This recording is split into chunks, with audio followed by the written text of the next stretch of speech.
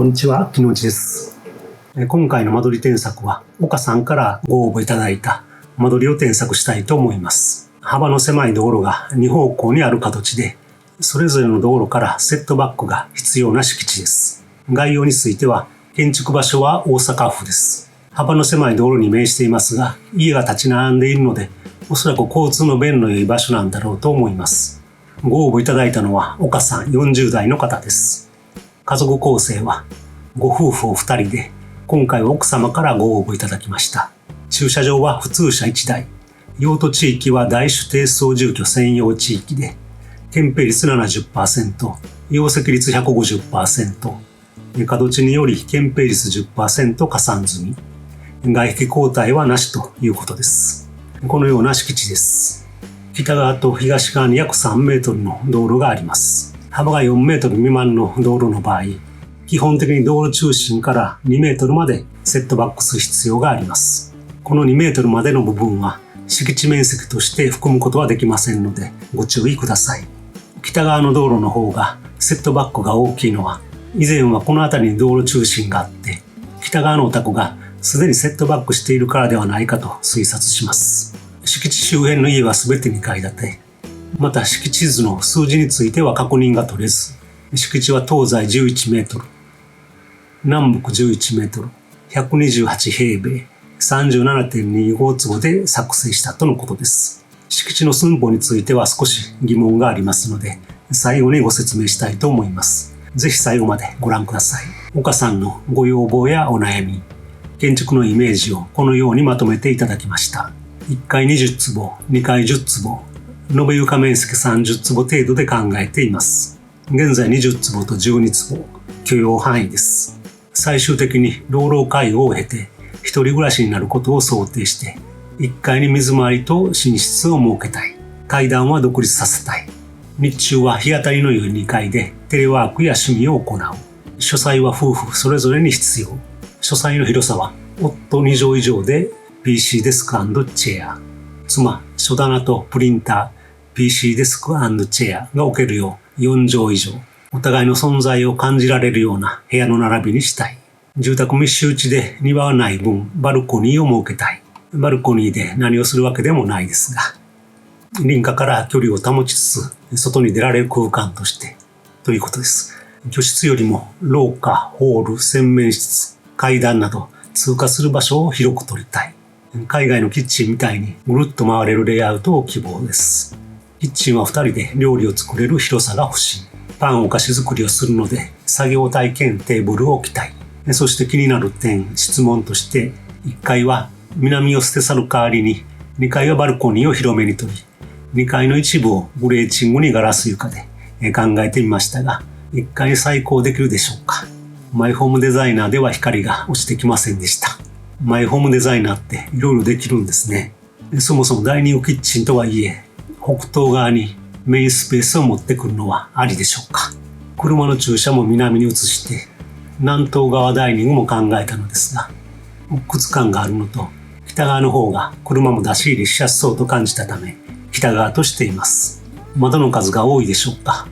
温熱で不利とされる洗面、トイレ、浴室にも窓が欲しくて、壁付きキッチン希望ですが、パントリーや収納の配置に難儀します。また換気扇、冷蔵庫、吊り戸棚のために窓が入れづらいです。現在は吊り戸棚なしのキッチンを想定して窓を入れました。北面は上下階同じ窓、同じ位置で揃えられたのですが、東面は換気扇、冷蔵庫のために位置がずれています。すごく検討されているのが伝わってきます。1階の収納スペースが少ないような気がします。洗濯物は乾燥機付き洗濯機と室内干し、洗面室を併用したい。1階トイレと寝室がもう少し近い方がいい。可能なら勝手口 0.5 から1畳の土回りが欲しい。ゴミが個別収集で収集日当日朝に敷地の先に置いておけばいいため、キッチンから北東いずれかの道路に出られるように、基礎の高さを1メートル程度にしたい。万一の氾濫の備えとシロアリの点検で潜りやすいように、特に1階が全体的につまらないと感じています。とまとめていただきました。このようなイメージのもと、先ほどの敷地に岡さんが考えられたのがこの間取りです。駐車スペースについては岡さんが書かれていたように、南側に止めようとすると道路幅が狭いので相当スペースが必要になります。ですので今の位置がいいと思います。居室を南や東側に配置したいので、玄関の位置もベストです。アプローチと車の間には木が植えられているのもいい感じです。通過する部分を広くと書かれている通り、ポーチや玄関、ホールをゆったりと捉えています。玄関の奥にシューズクロークがあって、ホールに上がると正面がダイニングキッチンです。こういった L 型のキッチンで、真ん中に作業台兼テーブルがあります。冷蔵庫の横がパントリーです。そして寝室へはダイニングから出入りします。この動線は書かれていた老後を考えてのことだと思います。水回りへはホールから出入りします。広めの洗面室で乾燥機と室内干しを併用されます。トイレへも洗面室から入ります。この階段から2階へ上がります。段板が1マス分では少ないので、ちゃんと段数を増やしておられます。2階の間取りです。階段を上がるとリビングで、南側の床が一部グレーチングの上にガラスとなっています。ここから1階のダイニングに光を落とす計画です。そしてリビングの奥がご夫妻の書斎です。とても仲がいい感じです。階段の反対側に洗面室とトイレ、物入れです。南側に広いバルコニーを設けておられます。このような間取りですが、一番気になるのは岡さんも書かれている通り、ダイニングキッチンの採光です。東側に大きな窓を設けたいところですが、換気扇、冷蔵庫、吊り戸棚があるので窓が取りにくいということですが、ここは窓を優先したいところです。とても苦労されていて、何度か2階の床をガラスにして光を入れようということですが、グレーチングのフラットバーや天井の懐の高さにも遮られて思われているように光は届かないと思います。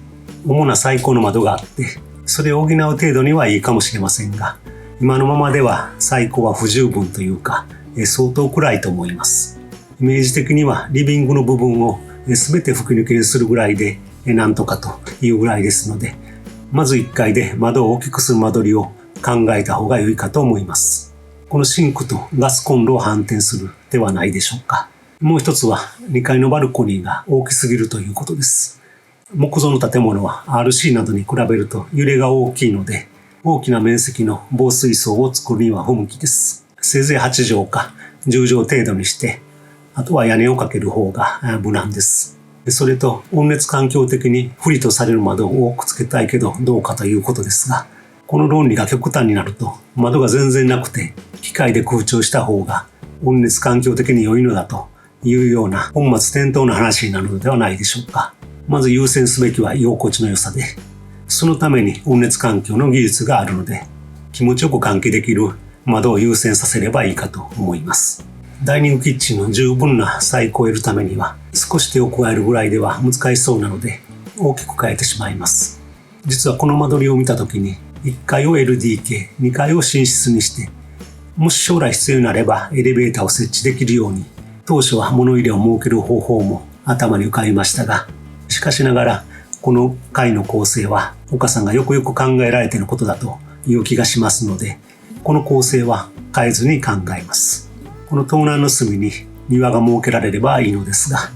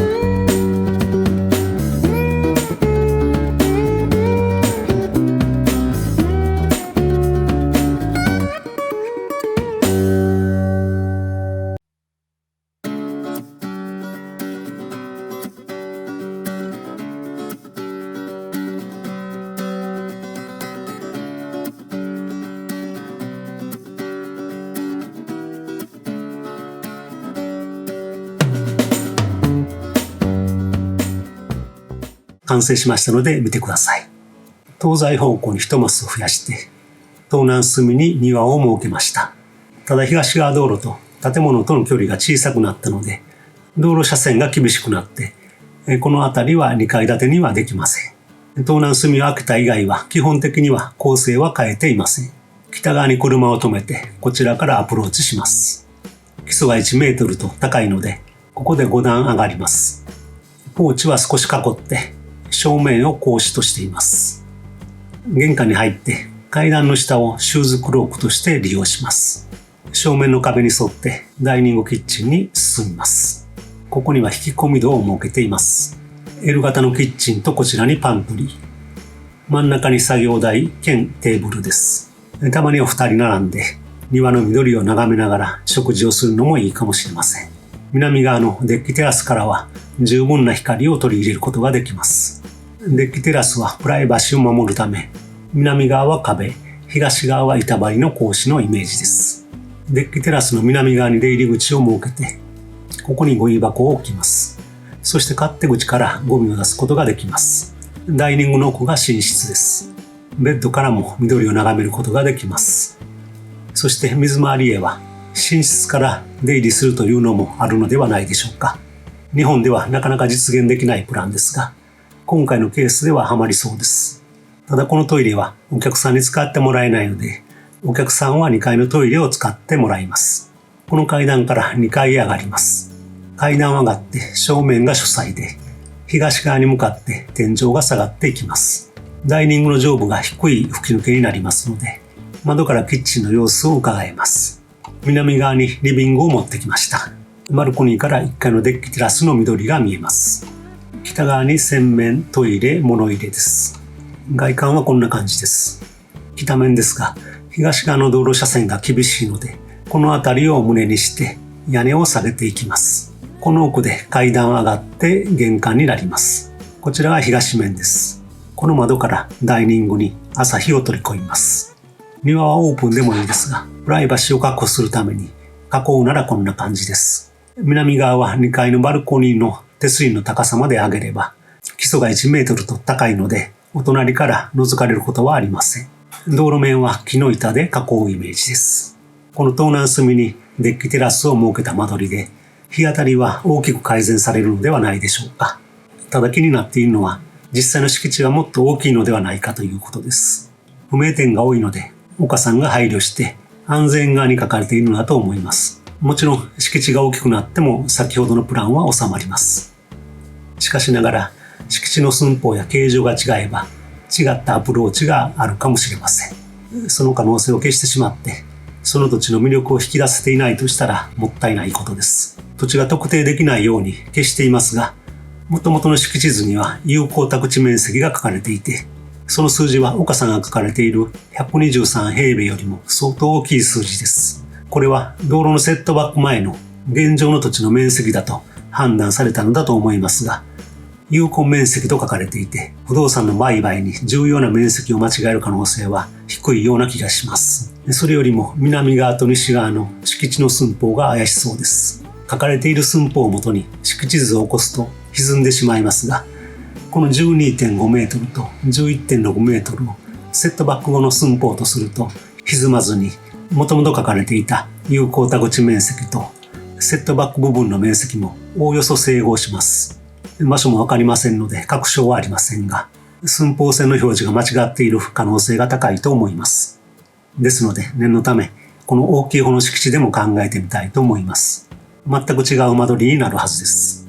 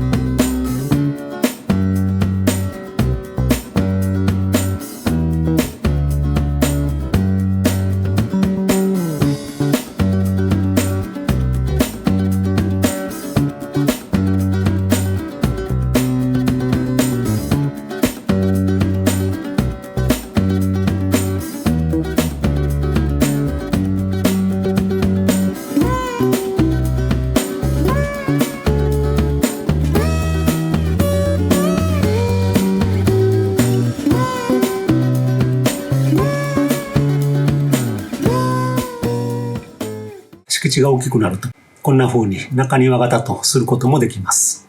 車は東側に止めて、建物を南北に大きくして中庭を取ります。玄関前の段数を稼ぐために少し南へ寄せます。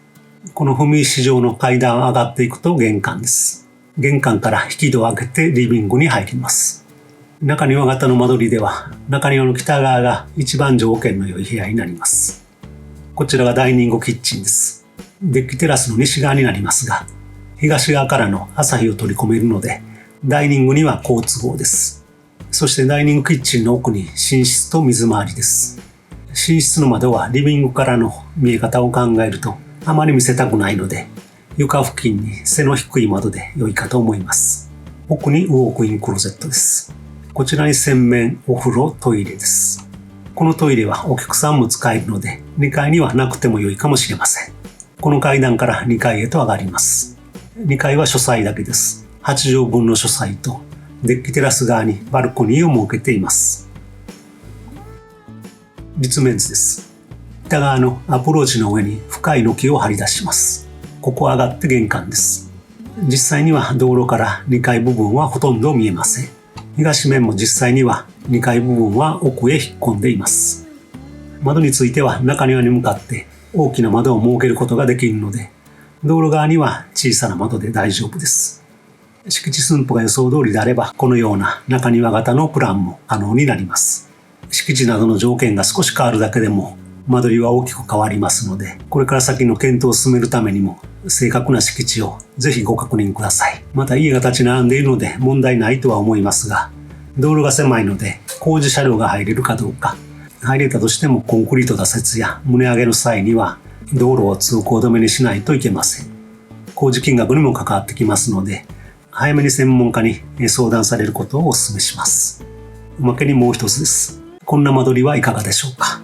書斎を独立させずにリビング内に設けることができると平屋も可能になります。この辺りを少し大きくして本棚とプリンターなどの機器置き場として北側全面にカウンターを作り付けます。この辺りは書斎の使い方によりますので考えてみてください。この平屋の間取りでポーチを含めて床面積が25坪になります。今回は以上です。このような間取り添削へのご応募は下の説明欄の要領でお送りください。精一杯添削させていただきます。できるだけ詳しく土地やご家族のこと、そしてお悩みを書いていただけるとヒントがつかめるのでありがたいです。今回も最後まで見ていただきありがとうございました。それではまた次の動画でお会いしましょう。